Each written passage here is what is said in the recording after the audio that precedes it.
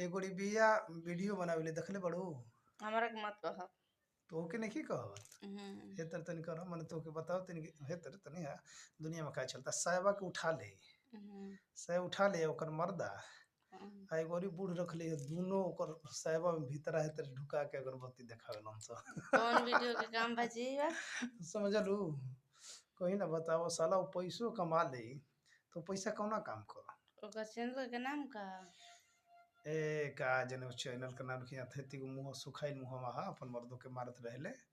तो मतलब ये वीडियो बनाइए जो भी हमारा वीडियो देख रहे हैं वीडियो बनाइए मान सम्मान वाला वीडियो बनाइए कि पैसा भी मिले सम्मान भी मिले। पैसा मिले या ना मिले इज्जत और मान सम्मान मिले।